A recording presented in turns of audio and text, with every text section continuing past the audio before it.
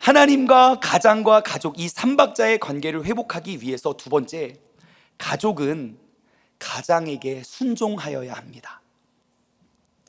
성경은 가장에게 순종하라고 이야기를 합니다. 아무리 내가 하나님과 서원을 맺었다 하더라도 그 가장이 안 돼, 무효하면 그거는 이루어질 수 없는 서원인 거예요.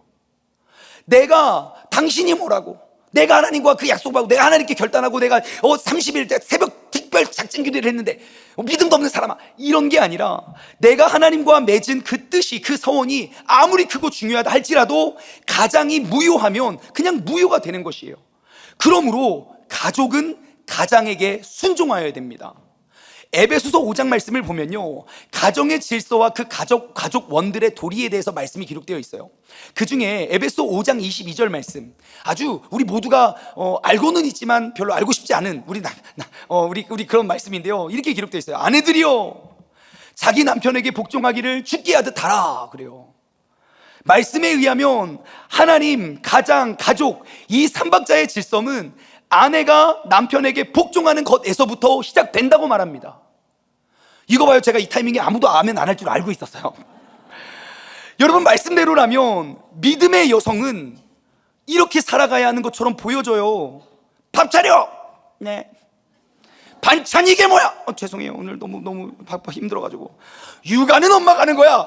네. 언제부터 대한민국의 남자가 이렇게 애들 막 뒤쫓아다니면서 뒷바라지 했냐고. 하루 종일 집에서 이 청소도 안 하고 뭐 하는 거야? 죄송해요. 여러분, 우리들 교회는 이렇게 용기 있는 아빠들 많이 계시죠? 일단 저희 교회는 한 명도 없습니다. 아내가 남편에게 복종하는 것, 에베소서 5장 22절. 여러분, 오늘날 2023년 한국 사회에 가능하다고 보십니까? 그럼 말씀이 잘못됐을까요? 아내들이여, 남편에게 복종하들 죽게 하듯 하라. 여러분, 이것이 어려워 보이는 이유가 있습니다. 첫 번째, 남편에게 복종을 안 합니다. 아내들이요, 자기 남편에게 복종하기를 죽게 하듯 하라 그러면 아멘 해야 되는데, 인간이 주님 같아야 복종을 하죠. 주님의 많은 것들 바라지도 않아요. 주님의 지은만 닮아도 내가 지금 충분히 복종하겠어요. 이제 첫 번째. 두 번째, 아내들이 자기 남편만 빼고 다 복종을 잘해요. 특히 내 남편보다 좀 믿음이 좋아 보이는 사람한테 복종을 더 잘해요. 그러면서 내 남편에게는 맨날 신경질과 짜증만 내고, 언제 너는 구속사로 너의 인생이 해석이 될 거냐, 막 그러면 말만 하고 맨날 그래요. 인간아, 저 사람 반절만 닮아봐라 그래요. 그러니 믿음이 좋아지면 좋아질수록, 하나님께 더욱더 많은 서원이 생기면 생길수록 남편과의 갈등의 골은 점점 깊어져 가는 거예요. 그런데 말씀은 이야기해요. 한 번도 달라진 적이 없어요. 그 기준과 질서가. 행복하고 건강한 가정을 세우기 위해선 말씀은 먼저 남편에게 복종하라고 이야기하고 있어요. 그것이 가정에 무너진 질서를 세우는 첫 번째 방법이기 때문이에요.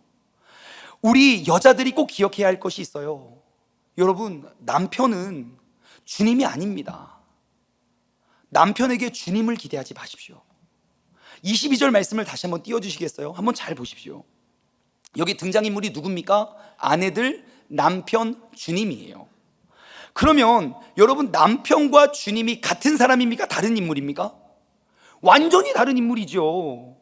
남편과 주님은 다른 인물이지만 아내가 해야 할 행동은 똑같이 해야 된다는 것이에요. 어떻게 해요? 내가 주님께 하듯 남편에게 복종하라는 것이에요. 말씀을 보면 주님과 같은 남편에게 복종하라가 아니에요. 남편이기 때문에 주님 같이 복종하라는 것이에요. 내가 복종할 수 있는 사람에게 복종하는 건 믿음 없는 사람도 해요. 하지만 내가 믿음의 사람이라면 내가 믿음을 가지고 주님을 믿는 믿음으로 죽게 하듯 내 남편에게 복종을 하는 것이라는 거예요. 여러분, 생각해 보세요. 내 남편이 주님 같아야 복종을 한다고요? 여러분, 진짜 예수님과 한번 살아보실래요? 진짜 예수님이 내 남편 같아요. 여러분, 복종하지 않으실 분 계십니까? 예? 막 괜찮았던 팔이 갑자기 뭉들어지고 순종 안 하면 왠지 지금 당장 죽을 것 같은, 막 죽은 밖에 사역 다녀올게 그러더니 죽은 사람 살려고 나 오늘 집에 물 위를 걸어왔어 그러고 귀신 쫓아내고 오늘 3,000마리 귀신 다 어디 갔을까 그러면 여러분, 그러면 어떻게 복종하지 않을 아내 계십니까? 여러분, 주님 곁에 서면 진짜 주님 같은 남편을 두면 자동으로 복종이 돼요. 이런 건 말씀이 교훈하지 않아도 자연스럽게 나온다고요. 그리고 여러분 진짜 주님 같은 남편과 한번 살아보실래요? 여보, 이제 겨울이 이제 내일부터 추워진대. 옷이 없는데 무엇을 입을까 무엇을 마실까 염려하지 말라. 여보, 지금 우리 집 쌀이 떨어져가지고 요즘 물가가 너무 올라가지고 사람이 떡으로만 살 것이 아니오 하나님의 말씀으로 사실 것이다. 빨리 큐티해라. 여보, 지금 이번에 비가 너무 많이 와서 집에 물이 들어와요. 이 믿음이 작은 자들아 어찌 고민하느냐. 풍랑아 잠잠하라. 여러분 지금 이런 남편 기대하십니까? 그러한 남편이 되어야 그때 순종하시려고요? 여러분 주님은 주님이고 남편은 남편이에요. 그 남편은 누구냐? 하나님이 전 세계 35억 명 중에 나에게 최적화된 남편을 보내주신 거예요.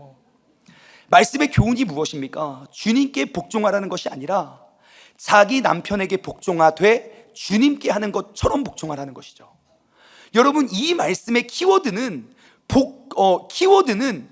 복종이지 남편이 아니에요. 남편을 주님으로 바꿔놓고 그 다음 복종을 생각하는 게 아니라 그 말씀의 키워드는 복종이라는 것이에요. 남편이 주님 같아지면 그때 복종해지는 게 아니라 남편이 어떠한 상태라도 믿음 있는 자가 남편에게 복종하라는 그 말씀을 우리가 이루어 갈 때에 언제인지 모르지만 그날은 반드시 오게 된다는 것이에요. 그 존재는 그냥 남자라는 존재에게 복종을 할 때 그 가정이 선다는 것이에요. 말씀의 비밀은 대접을 받을 만한 자에게 대접하는 것이 아니에요. 대접을 받고자 하는 대로 남을 대접하라는 것이에요.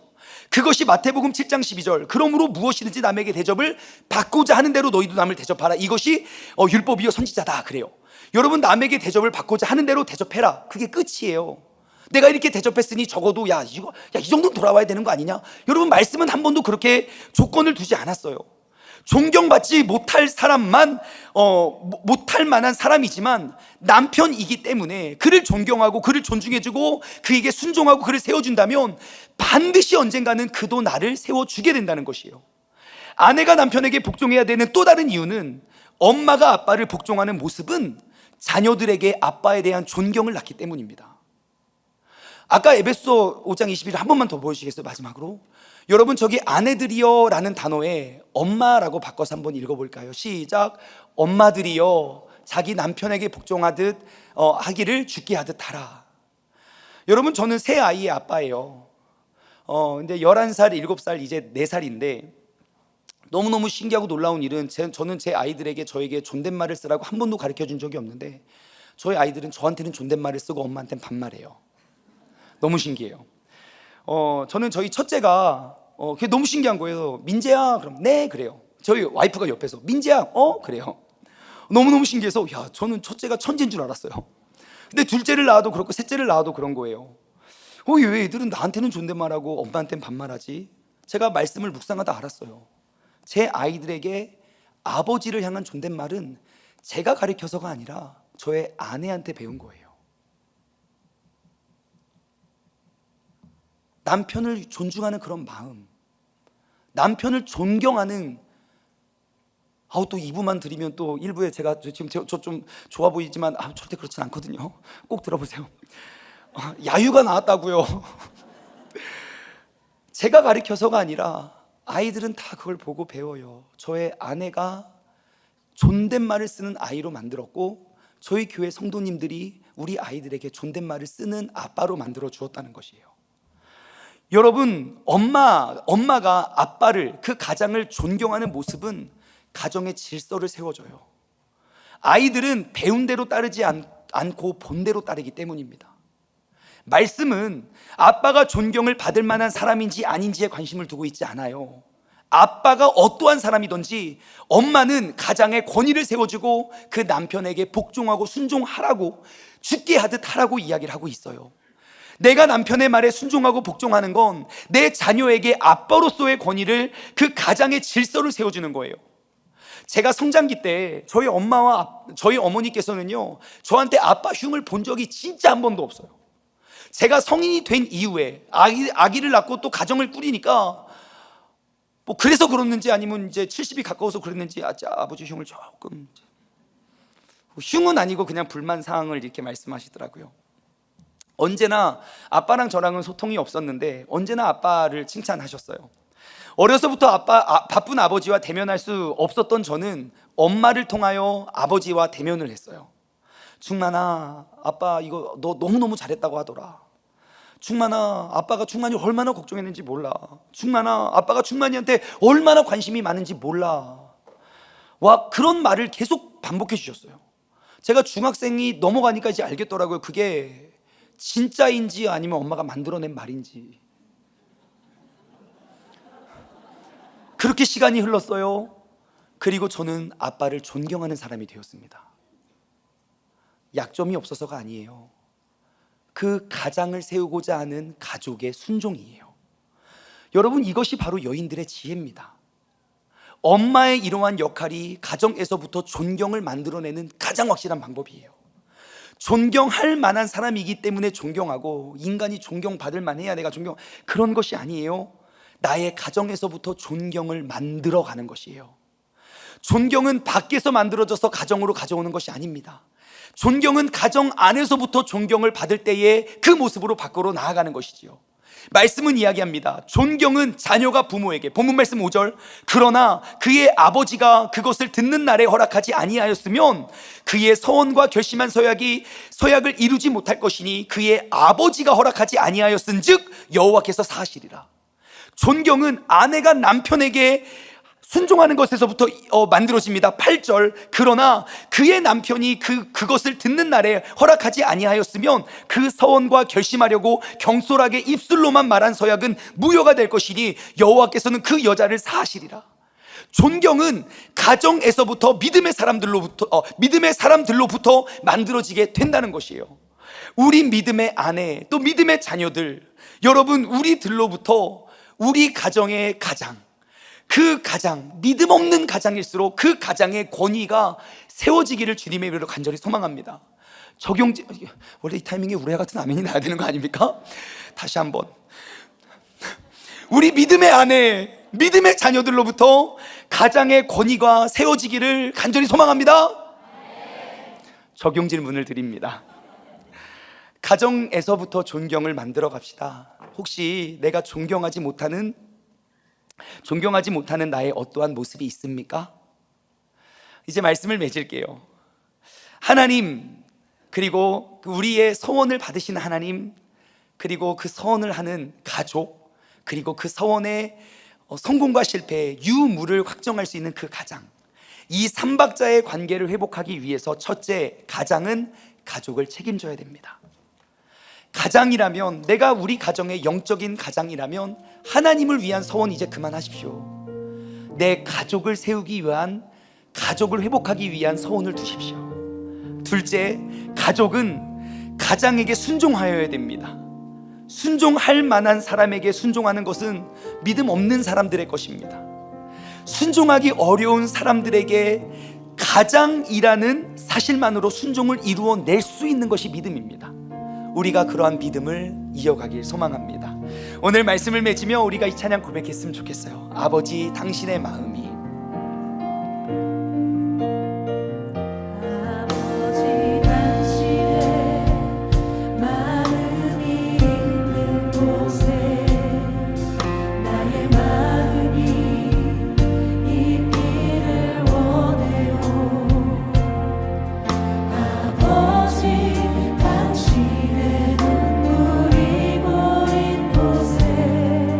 나의 눈물이 고이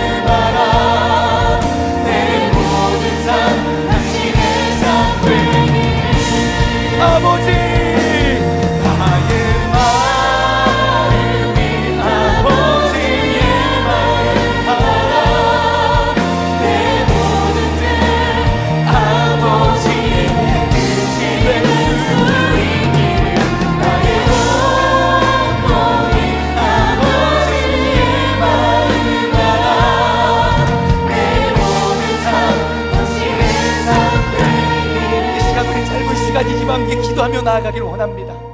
여러분, 우리의 가정에 아버지의 뜻을 한번 대입해 보십시오. 변하지 않고 말대로 듣지 않고 희망이 없어 보이는, 내가 10년 20년 기도했는데 왜 이 사람은 이렇게 똑같나? 그래서 내가 모든 소원과 기대를 오직 하나님께만 두고 있다면 하나님의 눈물이 고인 곳은 바로 그 자리에 있을 것입니다. 하나님, 내가 믿음의 사람, 그 작고 연약한 자의 소원의 소리가 가정 가운데 이루어지기 위해선 그 가장이, 특별히 믿음 없는 그 가장의 그 소원을 통해서, 그 승낙을 통하여 이루어진다면 이제는 하나님과 약한 자의 고백과 그리고 그 가장의 아름다운 연합을 통하여 우리가 그 가정의 회복을 이루어갈 수 있는 사람 되게 달라고, 우리 다 같이 주님의 이름 한번 부르실 값심하여 기도하며 나아가겠습니다. 주여!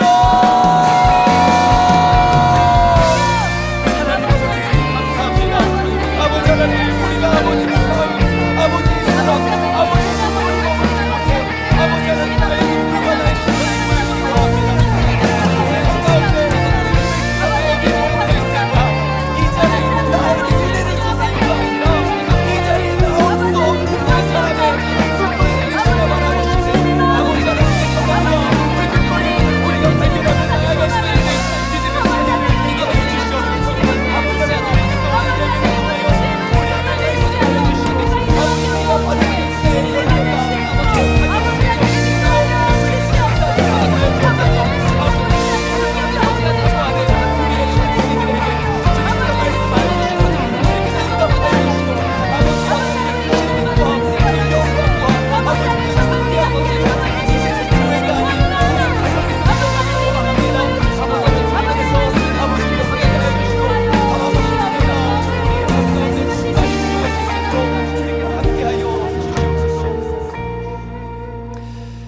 사랑의 하나님, 감사합니다. 우리가 많고 많은 주일, 많고 많은 예배를 통하여 그리고 매일매일 큐티 묵상과 매일의 제사와 그리고 매주의 제사와 매월의 제사, 또 모든 절기를 통하여 하나님의 시선과 하나님의 눈물이 나에게 머물기를 우리는 간절히 기도했습니다. 하지만 이 자리에서 예배 드리는 이 시간, 하나님의 눈물이 머무는 곳은 과연 어디일까?